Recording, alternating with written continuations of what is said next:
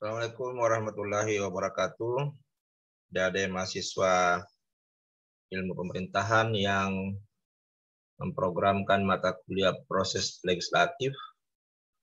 Sekarang ini kita memasuki pekan ke-7 dengan metode interaktif. Kita akan bahas tentang naskah akademik dan partisipasi masyarakat dalam pembentukan aturan perundang-undangan. Ada 6 bagian yang diharapkan nanti setiap anggota kelompok melakukan belajar mandiri, lalu kemudian ada tugas terstruktur mengenai hal tersebut.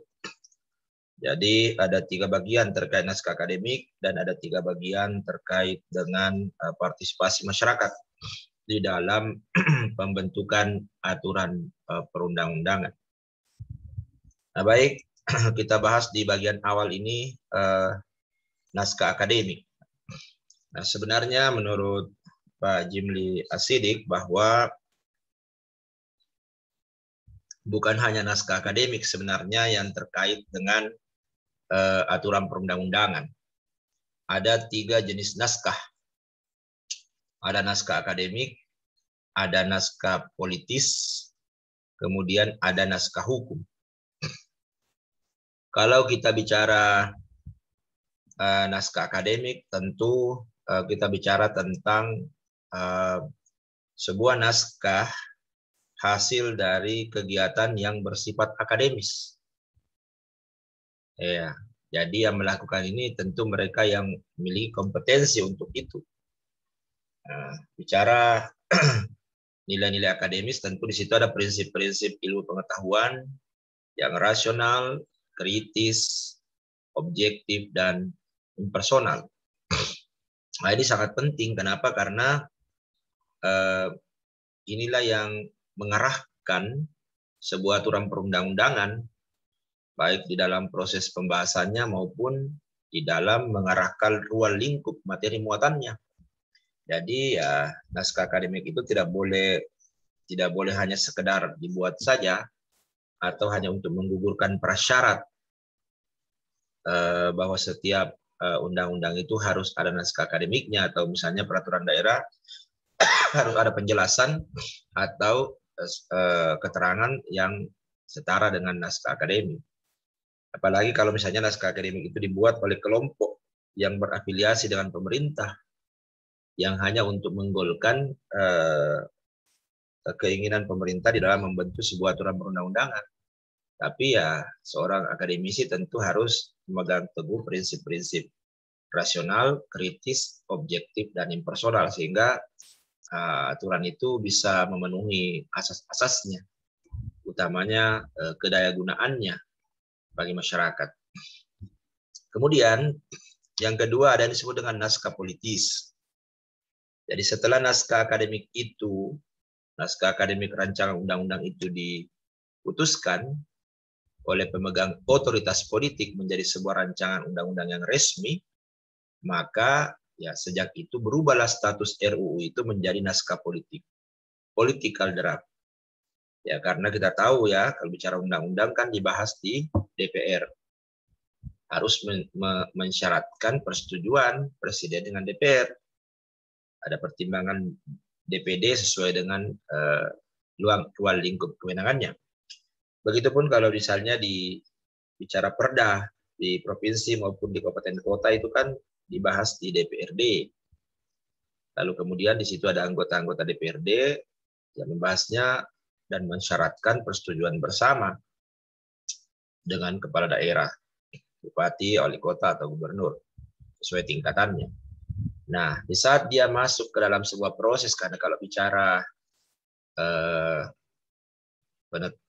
pembentukan aturan perundang-undangan kan kemarin kita sudah bahas tentang adanya fase pembahasan, atau ada pembahasan baik di tingkat 1 maupun tingkat 2. Kalau dia sudah ditetapkan menjadi sebuah RUU yang resmi, maka dia sudah menjadi naskah politis, ada proses politis di dalamnya. Karena ya yang membahasnya anggota-anggota DPR, anggota DPRD yang juga berlatar belakang partai politik. Berarti ada proses politik di sana. Kemudian selanjutnya adalah naskah hukum. Jadi di saat sudah disetujui bersama RUU itu oleh DPR dan Presiden, atau Perda itu oleh Gubernur, Bupati, Wali Kota dengan DPRD-nya, ya maka selambat-lambatnya 30 hari harus ditandatangani Presiden. Bila tidak ditandatangani, tetap menyatakan sah. Itu berdasarkan ketentuan pasal 20 ayat 5. Nah, jadi banyak yang mengatakan bahwa sebenarnya pembahasan tingkat 2 itu di saat paripurna itu, itulah sebenarnya pengesahan secara resmi, secara material.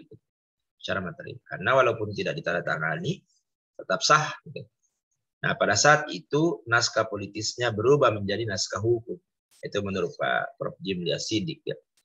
Dia sudah menjadi naskah hukum karena biasanya dimasukkan ke lembaran negara atau ke lembaran daerah. Ya.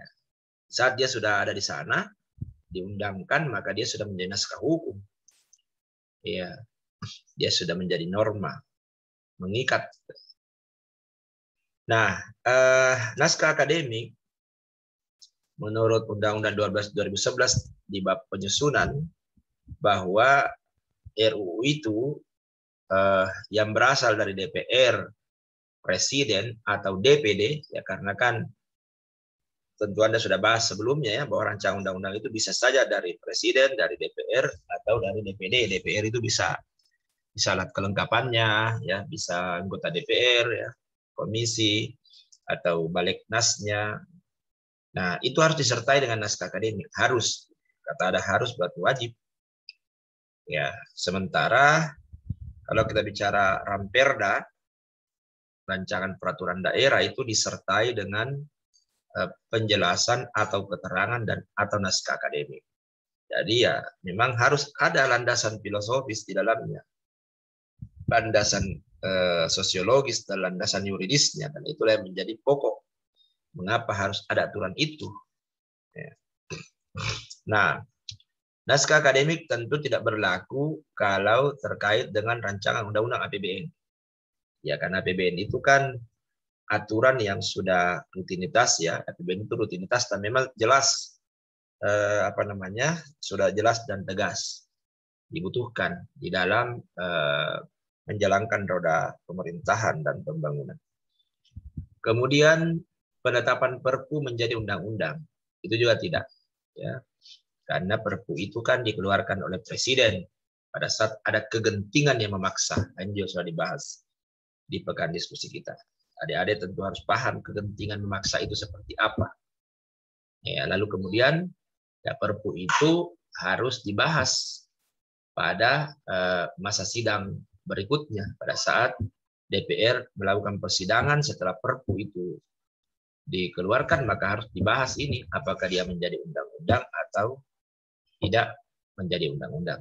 Kalau disetujui bersama berarti jadi undang-undang. Kalau tidak, ya itu dibatalkan. Nah, pencabutan undang-undang atau Perpu itu tidak perlu ada naskah akademik. Baik, kita lihat satu persatu ya. Pertama adalah pengertian. Apa sih itu yang dimaksud dengan naskah akademik? Tadi sudah ada sekilas ya, bahwa kalau kita bicara naskah akademik itu naskah hasil penelitian atau pengkajian hukum dan hasil penelitian lainnya terhadap suatu masalah tertentu yang dapat dipertanggungjawabkan secara ilmiah. Nah, apa yang diatur dalamnya tentu ya pengaturan terkait masalah tertentu di dalam apa? Di dalam rancangan undang-undang, rancangan peraturan daerah provinsi, kabupaten atau kota. Jadi kalau kita bicara naskah akademik itu biasanya ya identik dengan rancangan undang-undang, Ramperda provinsi atau kabupaten kota. Nah, sebagai apa? Sebagai solusi terhadap permasalahan dan kebutuhan hukum masyarakat.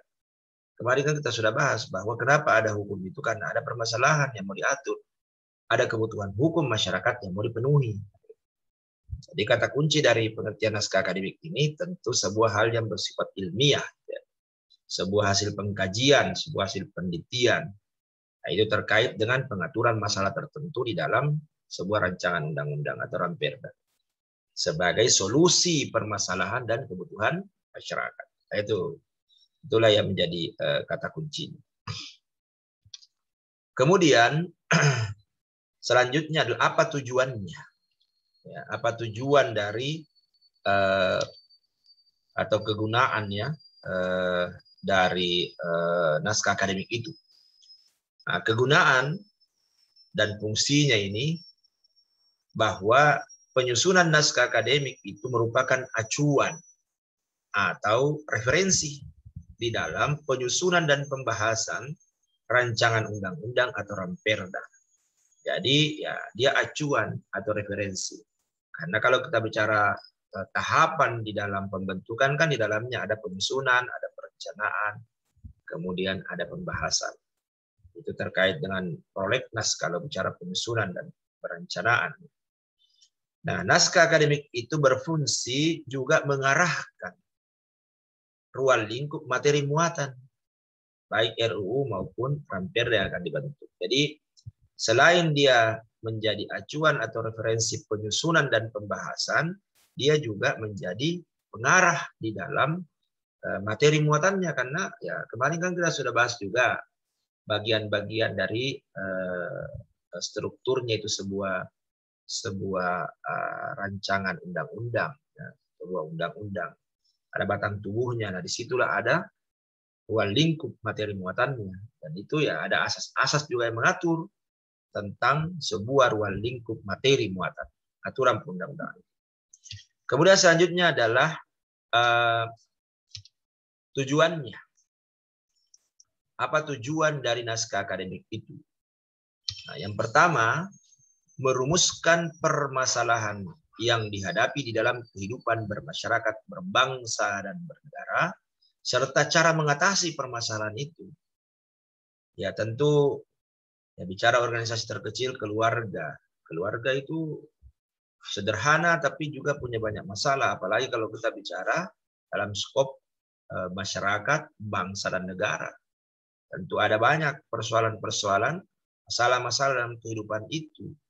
Karena bicara bidang-bidang kehidupan ada terkait ideologi, terkait ekonomi, politik, sosial budaya, pertahanan keamanan, ada juga bidang pendidikan, dan seterusnya.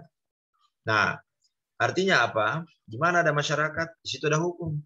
Karena di dalam masyarakat ada interaksi manusia, ada interaksi bangsa di situ, rakyat Indonesia. Di mana di situ ya mesti diatur.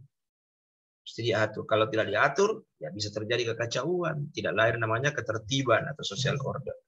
Jadi ya tujuan dari naskah akademik itu bagaimana merumuskan permasalahan yang dihadapi dan bagaimana solusinya.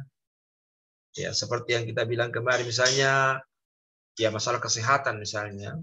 Seperti ini. Wah, ini kan ada pandemi misalnya. Ini kan ada virus yang bisa menyebar ya, dan katanya itu menyebar lewat droplet ya. Sehingga ya untuk menghindari itu bagaimana memakai masker, bagaimana menghindari itu, bagaimana menjaga jarak. Kalau kemudian dia bisa lewat pintu tangan, ya harus cuci tangan. Dan untuk membuat pertahanan internal tubuh perlu ada imun. Nah itu jadi ada masalah terkait pandemi yang kemudian ya perlu ada aturannya, makanya ada banyak aturan itu dikeluarkan terkait dengan termasuk cara mengatasi di dalamnya. Naskah akademik mengatur itu. Kemudian yang kedua adalah merumuskan permasalahan hukum yang dihadapi. Dan alasan membentuk karena tidak boleh itu serta-merta dibuat aturan. Aturan itu dibuat tentu sebagai dasar hukum penyelesaian atau solusi permasalahan dalam kehidupan bermasyarakat. Kenapa harus dibuat aturan ini? Tidak boleh aturan itu dibuat untuk bagaimana melanggengkan kekuasaan, kepentingan kelompok, kepentingan pribadi, tidak bisa. Tapi ya seperti definisi aturan perundang-undangan yang kita bahas pekan-pekan sebelumnya, bahwa yang namanya peraturan perundang-undangan itu berlaku untuk seluruh bangsa Indonesia. Iya. Kemudian yang ketiga, apa dari tujuan naskah akademik itu untuk merumuskan pertimbangan atau landasan dari pembentukan rancangan undang-undang atau rancangan peraturan daerah itu. Di mana landasan yang termuat di dalamnya itu ada 3. Ada landasan filosofis, ada landasan sosiologisnya, dan ada landasan yuridisnya. Dan sebentar kita lihat 3 landasan ini. Kalau bicara filosofis ya ada hal yang menjadi urgen di situ, hal yang ideal di situ. Nah, misalnya rokok merokok itu katanya merusak kesehatan. Asap rokok itu bisa membawa berbagai stimulan penyakit. Sehingga ya dibuatlah aturan tentang bagaimana bisa mewujudkan masyarakat yang sehat. Sehingga dibuatlah misalnya peraturan daerah terkait dengan kawasan bebas asap rokok. Tapi bukan berarti tidak mengabaikan mereka yang merokok. Makanya di kawasan bebas asap rokok itu disertai pula dengan tempat merokok yang khusus bagi yang punya kebiasaan dan keinginan merokok, sehingga masing-masing dari pihak-pihak yang merokok dan tidak merokok itu bisa terjamin hak asasinya. Nah, itu satu pertimbangan filosofis. Kemudian yang keempat, dari tujuan naskah akademik ini adalah merumuskan sasaran yang akan diwujudkan, sasarannya, merumuskan ruang lingkup pengaturannya, merumuskan jangkauannya, merumuskan arah pengaturannya. Nah ini, biasanya itu kalau internal kabupaten kota, maka yang buat adalah pemerintah kabupaten kota. Lahirlah Perda kabupaten kota. Tapi kalau itu antar kabupaten, lingkupnya tentu Perda provinsi. Kalau antar provinsi tentu dibuat dalam aturan yang lebih luas. Itulah jangkauan. Arah pengaturan itu juga semua diatur di situ. Ada di sebuah naskah akademik. Kemudian sistematika. Jadi sistematikanya seperti ini, makanya nanti itu ada ada diskusi di pekan-pekan setelah tengah semester, itu juga salah satunya terkait dengan naskah akademik. Iya, bagaimana adik-adik bisa menganalisis kalau ada sebuah aturan yang naskah akademiknya tidak memenuhi syarat-syarat normatif. Yakin saja bahwa itu pasti akan mendapat penolakan dari masyarakat, dan bisa saja itu melahirkan konflik kepada pihak-pihak yang terkait dengan pengaturan aturan tersebut atau norma tersebut. Jadi ada judul, ada kata pengantar, daftar isi, ada 6 bagian biasanya ya. Ada daftar pustakanya, ada lampiran dari rancangan peraturan perundang-undangan itu. Nah, inilah skill sebenarnya yang diharapkan dari mata kuliah ini. Jadi di saat kemudian walaupun sebenarnya proses legislatif itu hanya melihat tentang penekanan pada prosesnya, tapi ya ini juga seharusnya masuk pada outputnya, bahwa proses itu kan tidak ada proses kalau tidak ada prasyaratnya. Nah, ini naskah akademik ini prasyarat. Jadi sebelum lahir yang namanya undang-undang, tentu ada rancangan undang-undangnya, dan setiap rancangan itu harus ada naskah akademik. Jadi ya ini menjadi sebuah skill yang sangat penting bagi ya mahasiswa ilmu pemerintahan di dalam membahas mata kuliah ini. Ya setelah lulus mata kuliah ini harapannya ada skill adik-adik bisa membuat sebuah naskah akademik. Ya. Kemudian landasannya, apa landasan dari naskah akademik itu? Tadi saya katakan bahwa di dalam naskah akademik itu ada landasan filosofis, sosiologis, dan landasan yuridis. Nah, kalau kita bicara landasan filosofis, kita bicara tentang pertimbangan atau alasan yang menggambarkan bahwa peraturan yang dibentuk itu mempertimbangkan pandangan hidup, kesadaran, dan cita hukum yang meliputi suasana kebatinan serta falsafah bangsa Indonesia yang bersumber dari Pancasila dan pembukaan Undang-Undang Dasar 1945. Jadi memang ditegaskan Pancasila itu dasar negara, Pancasila itu filosofi bangsa, Pancasila itu ideologi nasional. Dia menjadi sumber dari segala sumber hukum. 5 silanya itu harus tercermin di dalam aturan perundang-undang itu. Tidak boleh aturan perundang-undang itu akhirnya kemudian melahirkan konflik perbedaan agama, kepercayaan, perbedaan suku.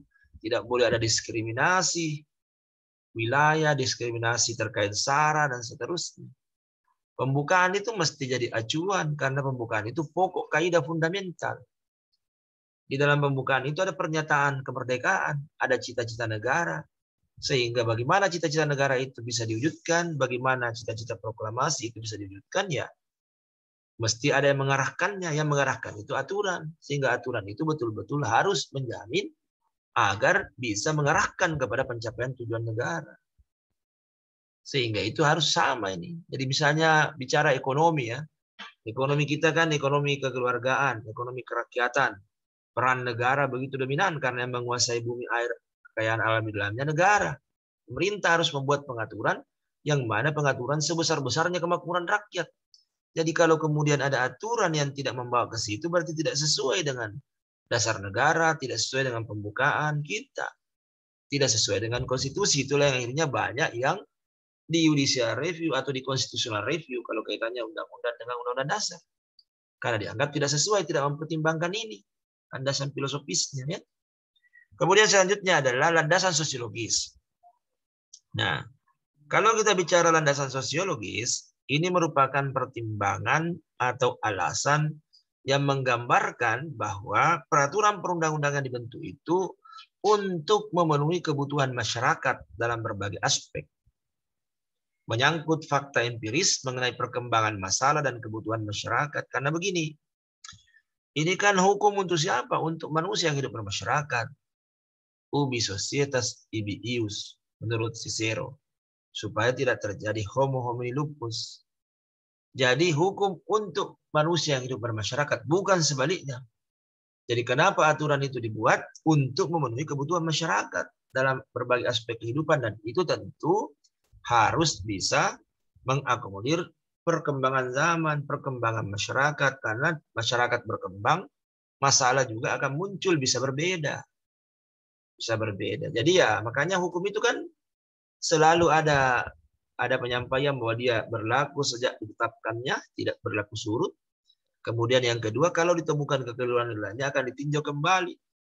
Dan pertimbangan-pertimbangan yang ada di dalam diktum sebuah aturan baru itu adalah karena aturan sebelumnya sudah dianggap tidak bisa lagi menyelesaikan masalah masyarakat kekinian. Tidak bisa lagi menyelesaikan diri dengan zaman, dibuatlah aturan baru. Ya, karena aturan itu bersifat terbuka. Ya terbuka artinya ya dia bisa dirubah kapan saja kalau dianggap tidak sesuai lagi perkembangan zaman. Jadi landasan sosiologis menggambarkan itu. Sama sekarang di masa global ini kan banyak layanan-layanan online, banyak layanan-layanan daring, sehingga kemudian perlu ada pengaturan. Muncul tiba-tiba ojek online, lalu ada konflik antara ojek pengkolan dengan ojek online. Nah, itu masalah yang bisa muncul di pengembangan masyarakat. Sehingga perlu ada pengaturan. Dulu ada izin trayek, bagaimana ada pajak, tapi kemudian itu muncul bisa melahirkan apa? Dulu angkutan umum plat kuning, ini plat hitam jadi angkutan umum. Itu pengaturan-pengaturan baru mesti dilakukan. Kemudian selanjutnya adalah landasan yuridis. Nah, landasan yuridis ini merupakan pertimbangan atau alasan yang menggambarkan bahwa peraturan yang dibentuk itu untuk mengatasi permasalahan hukum atau kekosongan hukum. Dengan mempertimbangkan aturan yang telah ada, yang akan dirubah, atau yang akan dicabut. Guna apa? Menjamin kepastian hukum dan rasa keadilan masyarakat. Jadi, ya aturan itu tidak boleh tumpang tindih. Tidak boleh ada aturan yang mengaturnya berbeda, objek yang sama. Bisa menimbulkan kebingungan, interpretasi yang berbeda. Jadi ya secara yuridis sebenarnya ini harus ada kesesuaian dengan materi muatannya. Makanya ada yuridis formal, ada yuridis materialnya. Yang formal itu kaitan dengan proses pembentukannya. Kalau yang terkait dengan yuridis materialnya kaitannya dengan materi muatannya. Jadi tidak boleh aturan itu bertentangan dengan aturan di atasnya. ya, sehingga kemudian perlu ada kesesuaian. Disitulah landasan yuridis, ya, bahwa memang dia hadir karena merupakan apa namanya perintah dari aturan lebih tinggi, atau kemudian untuk merubah aturan yang telah ada yang akan dicabut. Oke, selanjutnya di sini dikatakan persoalan hukum. Jadi kalau bicara persoalan hukum itu berkaitan dengan substansi atau materi yang diatur, sehingga perlu ada dibentuk peraturan perundang-undangan yang baru. Ada persoalan hukum baru, sehingga perlu ada aturan baru. Nah, apakah itu yang disebut dengan persoalan hukum? Nah, ini yang kemudian Anda silakan sebentar bisa didiskusikan, ya. Bahwa kalau kita bicara persoalan hukum itu banyak. Pertama, bisa saja aturannya sudah ketinggalan, tidak bisa lagi mengatur peristiwa-peristiwa, masalah-masalah masyarakat. Bisa juga ya aturan yang tumpang tindih, ya, tidak harmonis, ya, tidak ada keharmonisan aturan, sehingga perlu aturan baru yang bisa mengakomodir aturan-aturan yang tumpang tindih tersebut. Nah, bisa juga jenis peraturan yang lebih rendah sehingga daya berlakunya lemah, sehingga perlu ada tingkatan yang lebih tinggi mengatur hal itu, sehingga dia punya kekuatan yang lebih kuat. Gitu. Kemudian bisa juga kalau kita bicara persoalan hukum memang sama sekali tidak ada, sama sekali belum ada yang mengaturnya sehingga perlu diatur. Makanya biasa adik-adik mungkin mendengar istilah ada putusan gugur demi hukum. Jadi ada sesuatu yang harus gugur demi hukum karena tidak ada yang mengaturnya, tidak ada yang mengaturnya. Sementara untuk mengatakan sesuatu itu benar atau salah, itu mesti ada aturannya, mesti ada normanya.